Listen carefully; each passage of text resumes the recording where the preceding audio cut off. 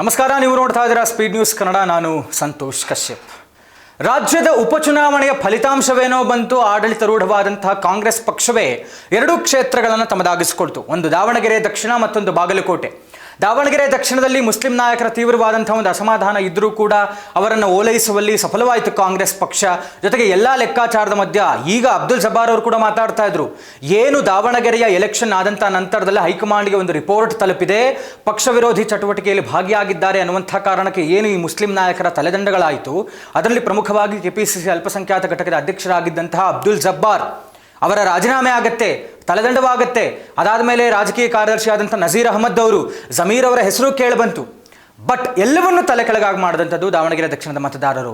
ಒಟ್ಟಾರೆ ಶ್ರೀನಿವಾಸ್ ದಾಸಕರಿಯಪ್ಪ ಮತ್ತು ಸಮರ್ಥ ಶಾಮನೂರ ಮಧ್ಯೆ ತೀವ್ರವಾದಂಥ ಪೈಪೋಟಿ ಇದ್ದರೂ ಕೂಡ, ಕ್ಲೋಸೆಸ್ಟ್ ಮಾರ್ಜಿನ್ ಆದರೂ ಕೂಡ ಸಮರ್ಥ ಶಾಮನೂರ್ ಅವರೇ ಗೆದ್ದು ಬೀಗಿದ್ದಾರೆ.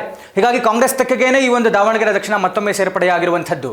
ಹೀಗಾಗಿ ಅಬ್ದುಲ್ ಜಬ್ಬಾರ್ ರಿಯಾಕ್ಟ್ ಮಾಡ್ತಾ ಹೇಳ್ತಾ ಇದ್ರು, ಇದು ಖಂಡಿತವಾಗಿಯೂ ಅಲ್ಪಸಂಖ್ಯಾತ ಮತಗಳು ಬೇರೆಡೆ ಹೋಗಿರುವಂಥದ್ದು. ಹೀಗಾಗಿ ಎಸ್ ಡಿ ಪಿ ಐನ ಅಭ್ಯರ್ಥಿಗೆ ಬರೋಬ್ಬರಿ 17,800 ಚಿಲ್ಲರೆ ಮತಗಳು ಹೋಗಿದೆ. ಅಂದರೆ ಮುಸ್ಲಿಂ ಮತಗಳು ಆ ಕಡೆ ಹೋಗಿರುವುದಂತೂ ಹೌದು, ಅನ್ಕೊಂಡಂಥ ಮಟ್ಟಿಗೆ ಕಾಂಗ್ರೆಸ್ಗೆ ಮುಸ್ಲಿಂ ಮತಗಳು ಬಂದಿಲ್ಲ. ಕಾಂಗ್ರೆಸ್ನ ಮುಸ್ಲಿಂ ಮತಗಳೇ ಆ ಕಡೆ ಹೋಗಿದೆ ಅನ್ನುವಂಥ ಲೆಕ್ಕಾಚಾರಗಳು. ಮತ್ತೊಂದೆಡೆ ಬಾಗಲಕೋಟೆ HY ಮೇಟಿ, ಮುಖ್ಯಮಂತ್ರಿ ಸಿದ್ದರಾಮಯ್ಯನವರ ಆಪ್ತರ ಮಗ ಉಮೇಶ್ ಮೇಟಿ ಅವರಿಗೆ ಟಿಕೆಟ್ ಕೊಡಲಾಗಿತ್ತು. ಅವರನ್ನು ಹೇಗಾದರೂ ಮಾಡಿ ಗೆಲ್ಸ್ಕೊಂಡು ಬರಬೇಕು ಅನ್ನುವಂಥ ಒಂದು ಜಿದ್ದಿಗೆ ಮುಖ್ಯಮಂತ್ರಿಗಳೇ ಬಿದ್ದಾಗಿತ್ತು. ಮುಖ್ಯಮಂತ್ರಿಗಳು ಹೋಗಿದ್ರು, ಅವರ ಮಗ ಸಚಿವರಾದಿಯಾಗಿ ಅಲ್ಲೇ ವಾಸ್ತವ್ಯವನ್ನು ಹೂಡಿದ್ರು. ಹಣದ ಹೊಳೆ ಜೊತೆಗೆ ಆಡಳಿತ ಪಕ್ಷದ ಯೋಜನೆಗಳು ಎಲ್ಲವೂ ಕೂಡ ವರ್ಕೌಟ್ ಆಯಿತು. ಬಾಗಲಕೋಟೆಯಲ್ಲಿ ಬಿಗ್ಗೆಸ್ಟ್ ಮಾರ್ಜಿನ್ನಲ್ಲಿ ವೀರಣ್ಣ ಚರತಿಮಠ ಸೋತೋಗ್ತಾರೆ. HY ಮೇಟಿ ಅವರ ಮಗ ಉಮೇಶ್ ಮೇಟಿ ಅವರ ಗೆಲ್ತಾರೆ. ಕಾಂಗ್ರೆಸ್ಸೇ ಗೆಲ್ಲುತ್ತೆ ಮತ್ತೆ ಬಾಗಲಕೋಟೆಯನ್ನು. ಹೀಗಾಗಿ ಇದೆಲ್ಲದರ ಮಧ್ಯದಲ್ಲಿ ಕಾಂಗ್ರೆಸ್ ಏನೋ ತನ್ನದಾಗಿಸ್ಕೊಳ್ತು. ಇದಾದ ಮೇಲೆ ಚರ್ಚೆ ಇದ್ದಂಥದ್ದು ಮೇ 4ನೇ ತಾರೀಕೇನು ಫಲಿತಾಂಶ ಬಂತು.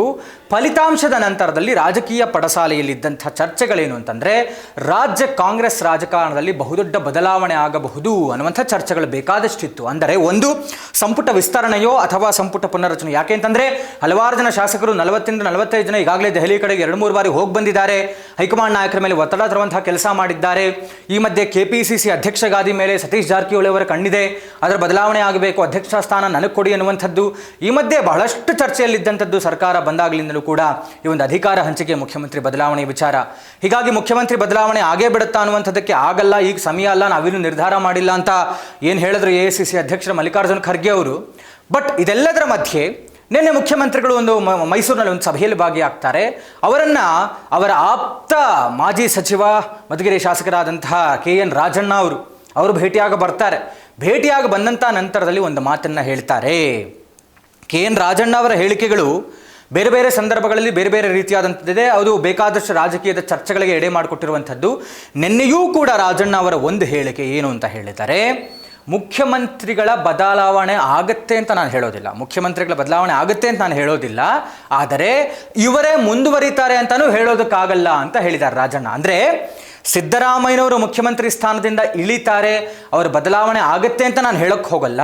ಅಟ್ ದ ಸೇಮ್ ಟೈಮ್ ಸಿದ್ದರಾಮಯ್ಯನವರೇ ಮುಖ್ಯಮಂತ್ರಿ ಗಾದಿಯಲ್ಲಿ ಮುಖ್ಯಮಂತ್ರಿ ಸ್ಥಾನದಲ್ಲಿ ಮುಂದುವರಿತಾರೆ ಅಂತಲೂ ಹೇಳೋಕ್ಕಾಗಲ್ಲ ಅಂತ ಅಡ್ಡಗೋಡೆ ಮೇಲೆ ದೀಪ ಇಟ್ಟಂಥ ರೀತಿಯಲ್ಲಿ ಹೇಳಿಕೆಯನ್ನು ಅವರ ಆಪ್ತ ಸಚಿವರಲ್ಲಿ ಗುರುತಿಸಿಕೊಂಡಂಥವರು ಅಹಿಂದ ಪ್ರಬಲ ನಾಯಕರಾಗಿರುವಂತಹ KN ರಾಜಣ್ಣ ಅವರು ಹೇಳಿರುವಂಥದ್ದು.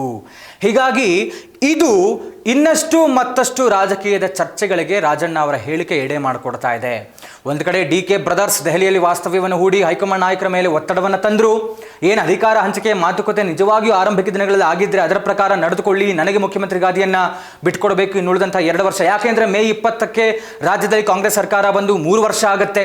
ಹೀಗಾಗಿ ಬದಲಾವಣೆ ಆಗಲೂಬಹುದು, ಆಗದೇನೂ ಇರಬಹುದು ಅನ್ನುವಂಥ ರಾಜಣ್ಣ ಅವರ ಹೇಳಿಕೆ ಬೇಕಾದಷ್ಟು ಚರ್ಚೆಗೆ ರಾಜಕೀಯ ಪಡಸಾಲೆಯಲ್ಲಿ ಎಡೆ ಮಾಡಿಕೊಟ್ಟಿರುವಂಥದ್ದು. ಒಟ್ಟಾರೆ ರಾಜ್ಯ ಕಾಂಗ್ರೆಸ್ ಪಾಳೆಯದಲ್ಲಿ ಈಗೇನೋ ಫಲಿತಾಂಶ ಬಂದುಬಿಡ್ತು, ಬೈ ಎಲೆಕ್ಷನ್ ರಿಸಲ್ಟ್ಸ್ನಲ್ಲಿ 2 ಕಾಂಗ್ರೆಸ್ ಗೆದ್ದಿದೆ.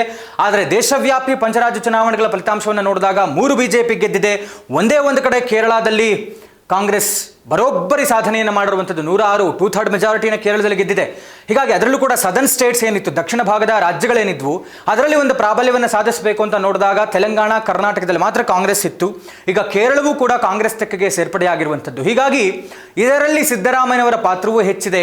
ಸಿದ್ದರಾಮಯ್ಯನವನ್ನೇ ಮುಂದುವರಿಸದೆ ಇಳಿಸಿದ್ರೆ ಏನೆಲ್ಲ ಪರಿಣಾಮ ಆಗಬಹುದು, ಅದು ಪಕ್ಷಕ್ಕೆ ಯಾವ ಮಟ್ಟಿಗೆ ಡ್ಯಾಮೇಜ್ ಆಗಬಹುದು, ಇದೆಲ್ಲ ಲೆಕ್ಕಾಚಾರವನ್ನು ನೋಡಿ ಮಾಡಿ ಅಳೆದು ತೂಗಿ ಕಾಂಗ್ರೆಸ್ನ ಹೈಕಮಾಂಡ್ ಒಂದು ನಿರ್ಧಾರಕ್ಕೆ ಬರಬಹುದು. ರಾಜ್ಯ ರಾಜಕೀಯದಲ್ಲಿ ಏನೆಲ್ಲ ಬದಲಾವಣೆ ಆಗುತ್ತೆ ಅನ್ನುವಂಥದ್ದನ್ನು ನಾವು ಕಾದು ನೋಡಬೇಕಾಗಿದೆ. ಇದಾಗಿತ್ತು ಇವತ್ತಿನ ವಿಶೇಷ. ನೋಡ್ತಾ ಇರಿ ಸ್ಪೀಡ್ ನ್ಯೂಸ್ ಕನ್ನಡ. ಸುದ್ದಿ ನಿಮ್ಮದು, ವೇಗ ನಮ್ಮದು.